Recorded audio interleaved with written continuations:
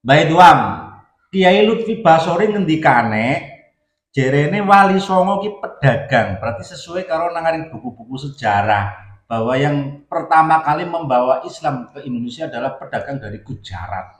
Ya, bener apa memang cerita-cerita itu versinya Belanda sing iki dilanjutkan nang Baklawi apa memang sih bener kepriwe niki Mbah? Dirurika kepriwe Mbah? Menurut sampean gimana ini Mbah? Pangendikane Kiai Haji Lutfi Basori tentang orang yang pertama kali membawa Islam ke Indonesia adalah para pedagang. Maka Wali Songo adalah pedagang. Bener apa ora Mbah?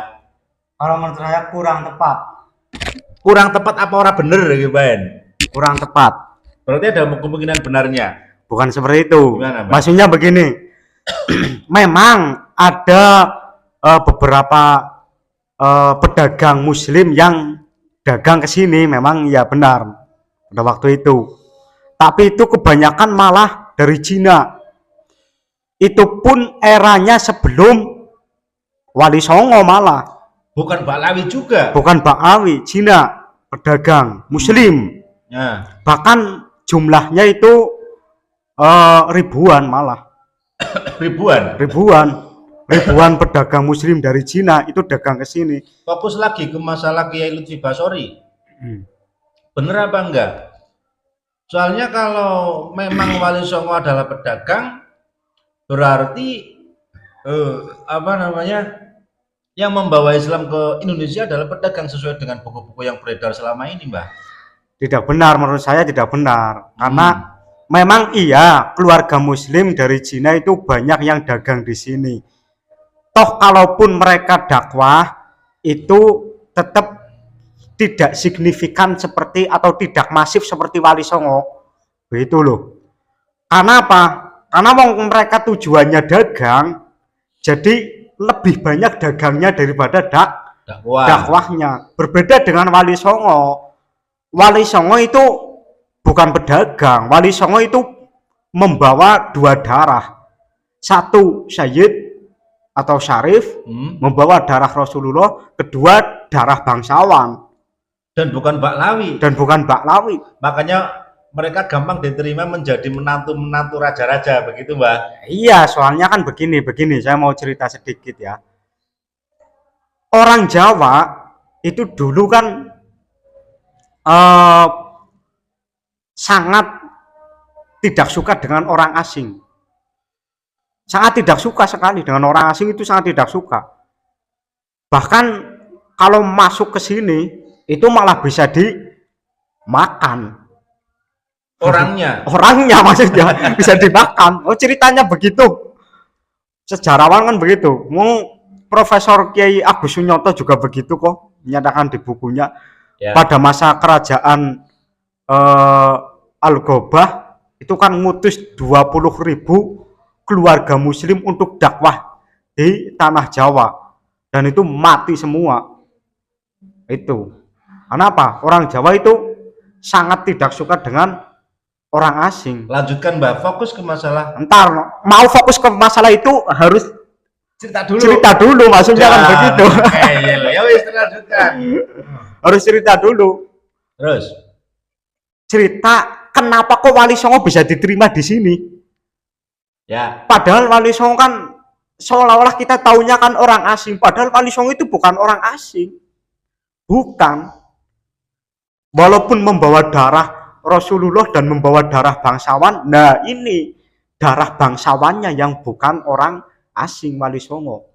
Menjadi tidak asing karena beliau para Wali Songo ini membawa darah bangsawan, begitu? Iya. Karena apa? Karena kita tahu Sunan Ampel ya. Sunan Ampel itu kan putranya dari wali yang namanya Ibrahim Asmorokondi. Ibrahim Asmorokondi itu keturunannya Ratu Tapasi Singosari. Oh begitu ya. Begitu. Sunan Gunung Jati anaknya siapa? Anaknya Rara Santang. Menantunya, cucunya Prabu Siliwangi. Mungkin sebelum datang mbah-mbahnya, itu mbah-mbahnya Sunan Ampel, mbahnya Sunan Gunung Jati kan min Rasulullah Shallallahu Alaihi Wasallam. Dan sampai datang ke sini kemudian diterima itu kenapa Mbah? Kan awalnya kan ada itu loh, berarti kan mereka bukan orang Jawa, tetap orang asing datang ke sini. Ya awalnya karena apa pernikahan dengan eh, raja-raja itu. Berarti bukan pedagang. Iya bukan pedagang. Nah sih kita bayangkan saja Wali Songo itu punya darah bangsawan, ya. Ya, Masa dagang-dagang apa coba? bisnis iya mungkin ya, bisnis dengan kerajaan. Yang kalau Wali Songo apa itu pedagang kurang tepat. Kalaupun memang Wali Songo salah satunya ada yang dagang, pasti itu hanya strategi, mungkin hanya strategi dakwahnya saja itu, mungkin lagi nyamar atau bagaimana. Tapi kalau pedagang itu kan sudah berarti memang kehidupannya pedagang, profesinya memang pedagang. Wali Songo itu profesinya bukan pedagang, Wali Songo itu darah biru. Ya makanya mungkin karena Kiai Lutfi Basori mengatakan bahwa Wali Songo adalah pedagang, di mana Kiai Lutfi Basori ini kan satu nada dengan Kiai Idrus Romli dalam membela Mbak Alwi. Begitu ya, Mbak? Ya mungkin begitu Iya, tujuannya. kan ini kan dua orang ini kan satu anu kan dulu yang menjadikan NU garis lurus ini, GL. Iya, Makanya saya kira Kiai Lutfi Basori juga membela Mbak Alwi dan nantinya akan mengatakan bahwa Wali Songo adalah Pak Alwi. Mbak Alwi. Ya karena beliau ini memiliki prinsip Wali Songo adalah pedagang, makanya para habaib itu juga sampai sekarang pedagang, begitu mungkin Mbak. Minyak wangi yang harga 20.000 nanti dijual 200.000, 2 juta. Mungkin begitu Mbak. Ya mungkin saja begitu. Atau Lanjutkan lagi Mbak, lanjutkan. ya intinya itu tadi Wali Songo itu bukan pedagang dan karena bukan Pak Alwi gitu dan ya. bukan Pak Alwi karena Wali Songo itu darah biru, turunan-turunan raja. Sehingga beliau masuk ke sini pertama kalinya begitu ya, langsung bisa diterima di apa namanya, orang-orang Nusantara yang kastanya tinggi-tinggi gitu kan, para Iya. raja, para bangsawan dan seterusnya. Iya betul. Oke. Karena yang namanya Nusantara itu wilayah Nusantara itu kan dulunya zaman kerajaan Hindu Buddha itu kan sampai Malaysia, sampai Vietnam, Nggak sampai sampai Arab, Kamboja. nggak sampai Begitu. Arab tapi ya. Nggak sampai. Terus Itu. Maka Wali Songo itu bagi pribumi Jawa waktu itu sudah bukan orang asing lagi. Karena sudah turunan raja-raja Nusantara. Begitu. Lewat jalur ibu maksudnya begitu. Sudah turunan raja-raja Jawa, jadi bukan orang asing. lagian juga kalau dikaitkan dengan masalah dakwahnya guru-guru kita yang selama ini kita ikuti, mereka itu kan mohon maaf jarang yang berdagang. Misalkan ada yang berdagang itu kan juga diurusi oleh orang lain kan, nggak dagang sendiri ya kan, karena orang yang sibuk ngurusin agama ini nggak sempat ngurusin duniawinya kan, seperti itu Mbak. Walaupun toh banyak kiai yang punya bisnis besar-besar tetapi tidak ngurusin sendiri, jadi nggak sempat untuk datang kemudian sambil dakwah dan berdagang. Mungkin itu salah satu dari berbagai hal yang mendukung bahwa Wali Songo ini bukan pedagang, begitu ya Mbah ya. Baik. Assalamualaikum warahmatullahi wabarakatuh. Alhamdulillah, assalatu wassalamu ala rasulillah Sayyidina wa dhukhrina wa maulana Muhammadin sallallahu alaihi wasallam ibni Abdullah wa ala alihi wa ashabihi wa mawalah wa la hawla wa la quwwata illa billah, amma ba'd. Alhamdulillah, pada kesempatan kali ini jumpa lagi dengan dua celurut yang insya Allah celurut yang dibimbing dan mengikuti langkah-langkah zuriyahnya Kanjeng Nabi yang original, yang asli, dan nantinya akan gampang masuk surga. Allahumma amin ya rabbal alamin. Kita adalah celurut-celurut yang kemarin sempat bicara banyak dan juga tentunya banyak menyakiti orang, Mbah. Ya enggak apa-apa lah. Yang kemarin dalam beberapa waktu ini kami tidak sempat membuat konten karena saya pergi liburan. jauh, kemudian baru kali ini bisa sempat bercerita kembali tentang Pak Alwi dan seterusnya, Mbah. Eh, Waktu di perjalanan saya ceritakan sedikit ini, Mbah. Saya mencoba untuk mengupload video. Videonya isinya adalah apa namanya? Video anak-anak yang kemarin sempat ditampilkan dalam acara Khirusana Nauman Alfiyah, walaupun masih jelek, masih latihan kayak gitu, tapi kan Nauman Alfiyah. Ternyata yang nonton wah sedikit banget. Orang payu nih kan orang bahas nasa Afrika videonya itu.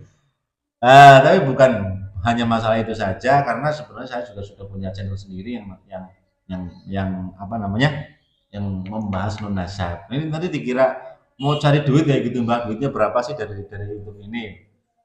Belum apa namanya, belum pernah dapat gajian dari YouTube. Kalau memang eh, ngonten itu nyari duit Ya, tujuannya, harusnya ngontennya tiap hari. gejolak-gejolak kayak gini. Ini juga punya HP sendiri, punya anu sendiri, bisa konten sendiri. Tapi kita dikatakan nyari uang ya silahkan, monggo. Toh buktinya kita ya perlu rokok dan perlu kopi. Tapi sampai sekarang belum dapat tuh yang namanya uang dari YouTube. Ya enggak apa-apa ya, Mbah ya. Kan dapat dari mana?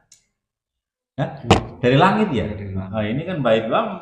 Namanya juga celurut bareng bisa kemana-mana dia. Eh, wiridan, setelah wiridan dia dapat di bawah sajadah ada uangnya. Entah gambarnya atau bayangnya nggak tahu. Baik, Mbak Ilham. Sehat, Mbak Ilham? Alhamdulillah. Masih takut sama istri, Mbak? Nah, pertanyaan yang tidak perlu dijawab. Ya Allah. Ini Mbak, ada kabar terbaru ini Mbak. Kemarin sebenarnya belum sempat saya ceritakan karena kan baru beberapa kali saya ketemu jenengan.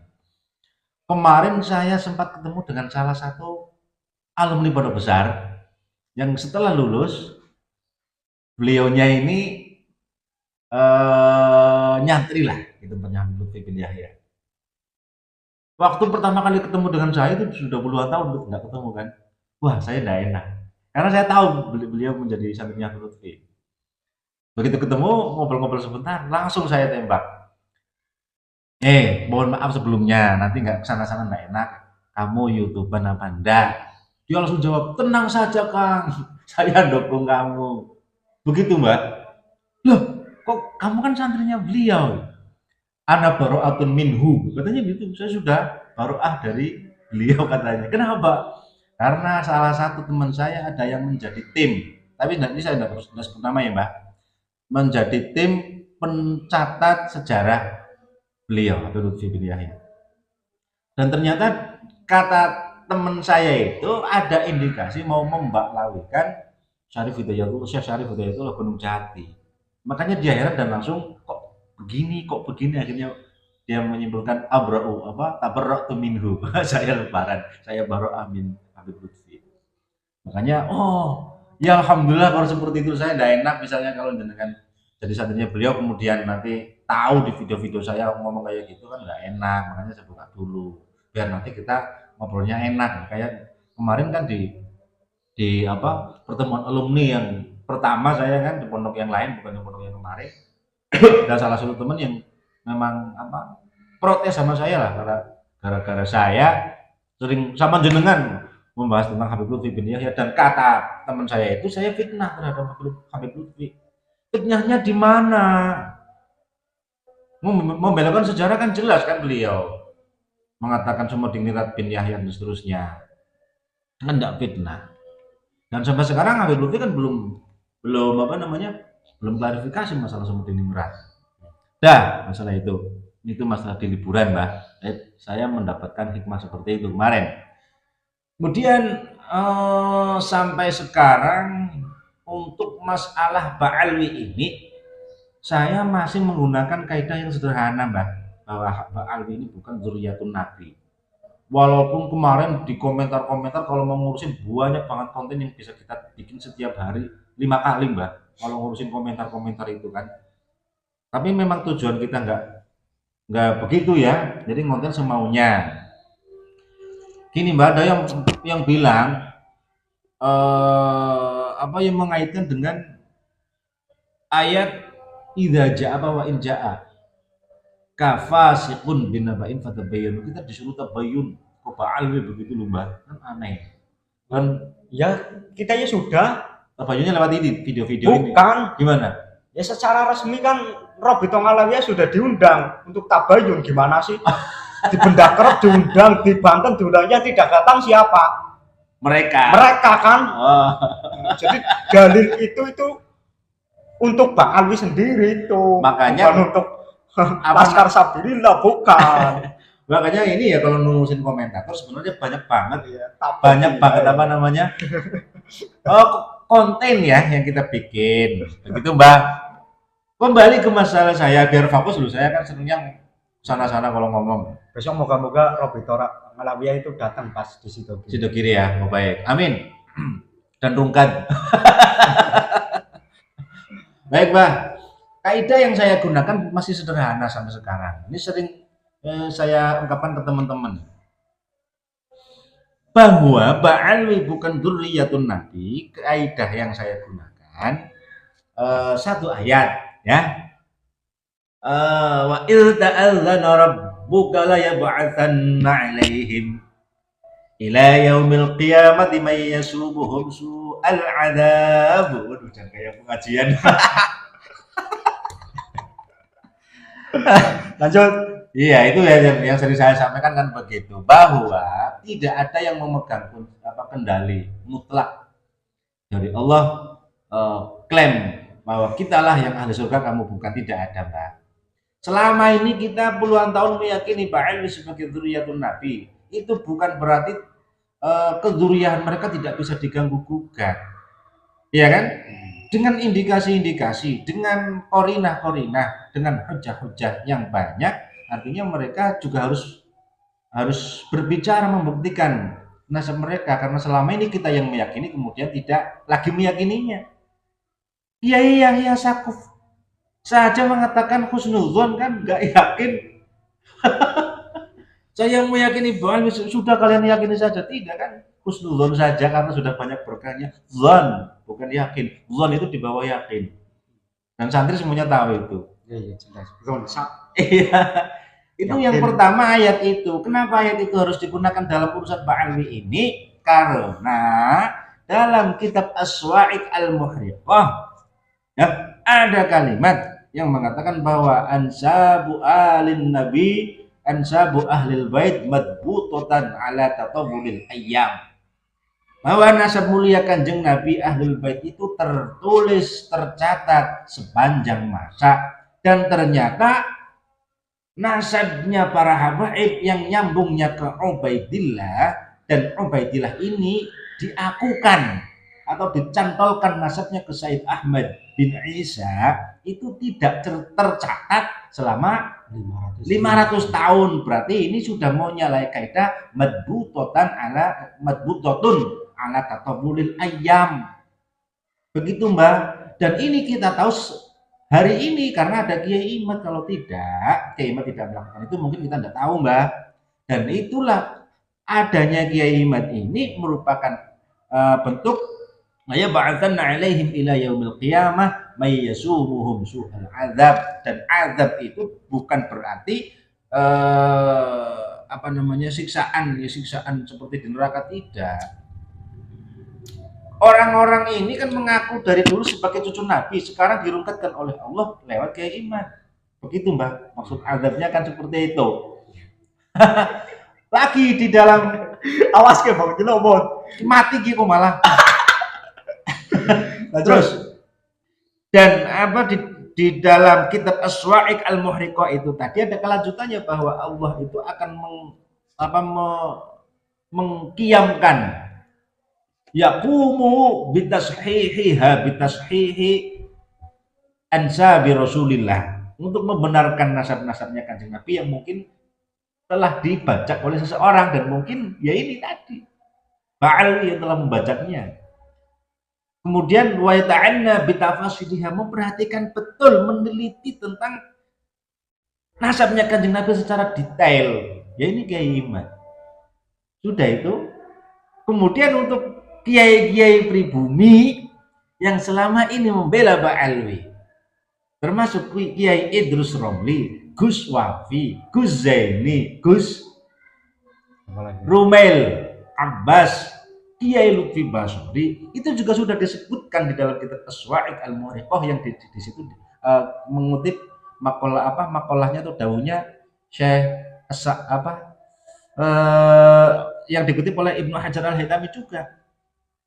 Syekh As-Sakhawi Imam Sakhawi dikutip oleh Ibnu Hajar dalam kitab Aswa'iq Al-Muhriqah. Apa daunnya? Wa'ajibun mimman yubadiru ila isbadihi bi adna qarinatin wa hujjatin muhimatin.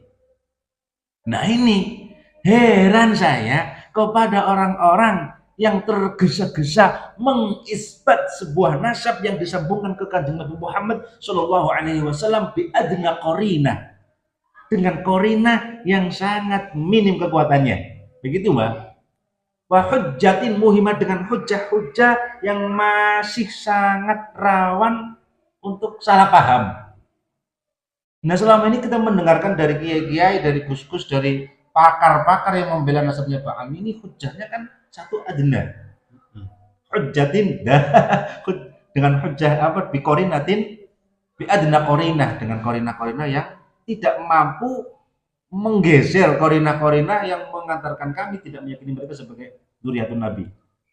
Wa hujjatin muhimah, hujjah-hujjah mereka selalu seperti itu terus. Sudah mana yang menyesuaikan bahwa nasabnya Ba'alwi ini madbutotan selama 500 tahun ini? Ada nggak salah satu kitab di zaman-zaman itu yang mengatakan bahwa Imam Al-Muhajir adalah putranya Sayyid Ahmad? Ada apa nggak? Gitu saja. Jangan mengatakan oh ini isbat dari Syekh siapa, karena ini ada sanad hadis yang dimana salah satu rawinya adalah Ba'alwi dan di sini disebutkan Sayyid. Seperti itu tidak. Belum kami katakan sebagai hujjatin balighah, sebagai hujjah-hujjah yang kuat, tidak. Karena penyebutan Sayyid itu tidak bisa dikatakan sebagai isbatun nasab, karena nasab yang kita isbat adalah nasabnya Kanjeng Nabi. Oh kayak begitu Mbak, itu dalil saya masih seperti itu. Ila yaumil an. Dan jenengan juga masih istiqomah kan? Ya, takut sama istri, maksudnya gitu loh Mbak. Bagaimana Mbak ini menyikapi ini? Yang terbaru saya belum lihat ini bagaimana Syekh Idrus Romli dan Syekh Lutfi Basri dan Syekh Zaini dan Syekh yang lain dalam pembelaannya. Bagaimana Mbak? Kalau yang terbaru saya juga belum tahu. Ini pegang saja, saya mau ngerokok. Nah, yang terbaru saya juga belum tahu, belum lihat karena ya ada kesibukan lain lah. Cuma ya itu tadi yang sudah disampaikan oleh panjenengan, hujahnya mereka yang muter-muter di situ saja. Ini ulama ini waro alim menyebutkan Sayyid untuk Ba'alwi kan begitu-begitu. Ya. Terus ini ayahnya Gusmus, abahnya Gusmus juga mengatakan Wali Songo Ba'alwi. Cuma itu saja dalilnya. Kan tidak sesuai dengan apa yang kita harapkan. Enggak, maksudnya tidak sesuai dengan pokok permasalahan loh. Pokok permasalahannya kan mana bukti Ubaidillah itu anaknya Sayyid Ahmad Al-Muhajir. Itu pokok permasalahannya. Di situ. Mereka kan jawabnya melebar-lebar kemana-mana. Makanya sudah kita juga muter-muter saja di sini terus ya. Ya begitu. Ya. Mau ada pertanyaan lagi atau tidak? Banyak pertanyaan saya, banyak banget Mbak. Pertanyaan saya banyak. Di antaranya adalah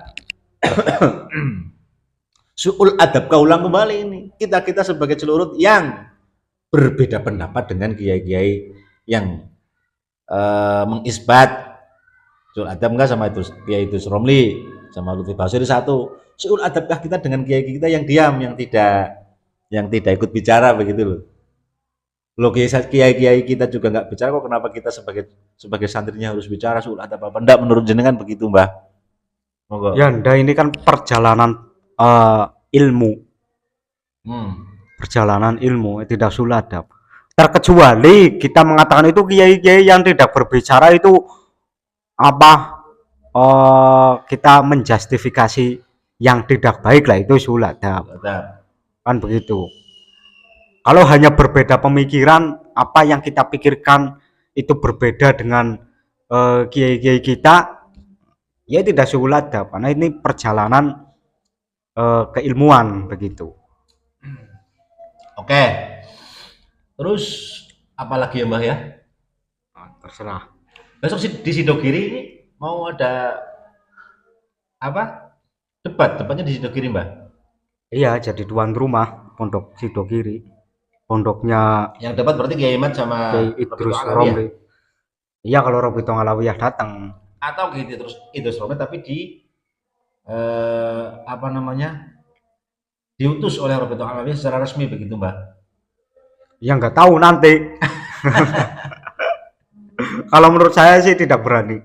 Siapa? Robi Alawiyah menurut saya tidak berani. Ya mungkin mengutus Idrus Romli lah. Hah? Mengutus Kiai Idrus Romli sebagai delegasinya secara resmi tapi Secara resmi menurut saya tidak berani juga itu. kenapa? Ya nggak tahu, pokoknya tidak berani. Mungkin takut terungkat kali. Tapi kayaknya tidak berani. Ah. Kalau perkembangannya bagaimana tentang debat besok di Sidogiri, saya tahunya kan habis Lebaran. Kalau panjenengan pengen tahu lebih detailnya, itu tonton saja video-videonya Gus Hasan itu. Saya subscribe tapi kan ya nggak sempet lah tiap hari liatin YouTube. Kalau saya juga perlu tidur. Ya sama juga. Mungkin begini dulu Mbak Idwam. Ini dulu yang dapat kita bicarakan. Mudah-mudahan kita lebih sering ketemu dan sering ngobrol masalah ini dan kita rekam dan kita upload. Mudah-mudahan ada manfaatnya, Mbak, dan menjadikan salah satu sebab kita menjadi ahli surga. Karena membela nasabnya Kanjeng Nabi Muhammad sallallahu alaihi wa ala alihi wasallam taslima. Begitu ya, Mbah ya. Mereka mengatakan doktrin yang tidak suka habaib neraka, kita juga mendoktrin. Kita yang mendukung tesisnya Kiai Ahmad adalah orang-orang yang mendukung nasabnya, menjaga nasabnya Kanjeng Nabi Muhammad sallallahu alaihi wasallam dari orang-orang yang tidak bertanggung jawab. Begitu ya, Mbak ya. Sekian saudara-saudara, mudah-mudahan bermanfaat. Mudah-mudahan kita semua senantiasa diberikan rahmat oleh Allah, hidayah, kesehatan dan rezeki yang melimpah sehingga bisa istiqomah dalam melaksanakan ibadah. Allahumma fa'na bima 'allamtana wa 'allimna alladhi yanfa'una. Allahumma arinal haqqa haqqan warzuqna ittiba'ah wa arinal batila batilan warzuqna ijtinabah. Allahumma a'inna 'ala dzikrika wa syukrika wa husni ibadatika. Allahumma ja'alna mimman yastami'una al-qawla fayattabi'una ahsanah. Akhirul kalam, ihdinas siratal mustaqim. Assalamualaikum warahmatullahi wabarakatuh.